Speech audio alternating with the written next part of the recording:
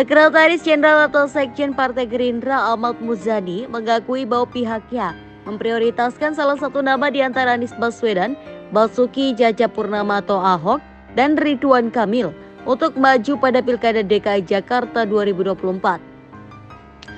Pasalnya, berdasarkan Suprelitbang Kompas, Anies, Ahok, dan Ridwan Kamil masuk ke dalam daftar 3 teratas yang pasti dipilih pada Pilkada Jakarta.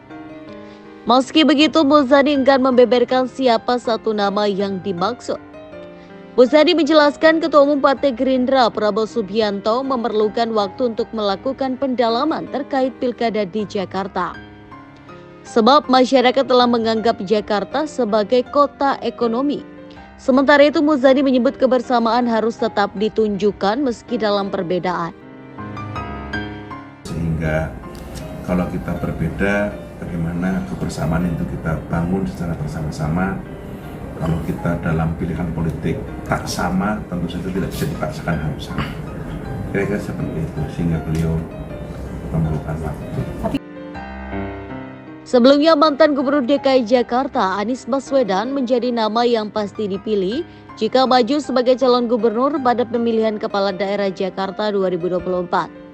Berdasarkan hasil survei Litbang Kompas periode Juni 2024, sebanyak 39% responden pasti akan memilih Anies jika dicalonkan menjadi gubernur Jakarta pada Pilkada 2024. Di urutan kedua ada nama mantan Gubernur DKI Jakarta Basuki Cahayapurnama atau Ahok dengan keterpilihan 34,5%. Lalu mantan Gubernur Jawa Barat Ridwan Kamil di posisi ketiga dengan 24%. Menariknya, dikutip dari kompas.id Selasa 16 Juli 2024, muncul nama Menteri Keuangan atau Menkeu Sri Mulyani di urutan kelima dengan 10,3% atau tepat di bawah nama Menteri BUMN Erick Thohir yang mendapat 16%. Sementara itu, persentase di bawah 10% didapatkan oleh Ketua Umum Partai Solidaritas Indonesia atau PSI Kaisang Pangarep 9,8%, mantan Panglima TNI Jenderal ataupun Andika Perkasa 7,8%, Menteri Sosial Tri Risma Hari ini 6,5% dan pejabat atau PJ Gubernur Jakarta Heru Budi Hartono 2,8%. Namun survei yang sama juga memperlihatkan pilihan responden masih bisa berubah. Hal itu terlihat dari persentase responden yang mempertimbangkan akan memilih. Sejumlah 52,5% responden tercatat mempertimbangkan akan memilih Ridwan Kamil. Sedangkan yang mempertimbangkan memilih Anies Baswedan sebesar 36,3%. Lalu responden yang mempertimbangkan akan memilih Ahok 39,5%.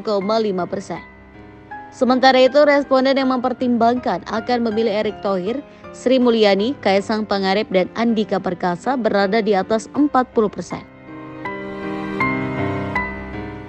Ya, sekali lagi Jakarta salah satu yang sedikit memerlukan waktu untuk Pak Prabowo melakukan telaah, pendalaman dari pandangan dan pemikiran yang berkembang di masyarakat, karena Jakarta adalah daerah yang juga dianggap sebagai kota ekonomi, sehingga beliau perlu pandangan yang berkembang baik dari Koalisi Indonesia Maju ataupun dari tokoh-tokoh masyarakat, termasuk dari kalangan tokoh-tokoh agama. Tadi soal Litbang Kompas, ini kan ada 3 nama teratas, kemudian ada nama Ahok juga. Nah, apakah memang dari Gerindra sendiri butuh waktu karena memang masih mau melobi partai-partai di luar KIM, kerjasama itu terbuka atau seperti apa sih Pak? Mungkin boleh lebih dielaborasi Pak, pertimbangannya lagi apa Pak supaya ada soundbite-nya Pak Muzani?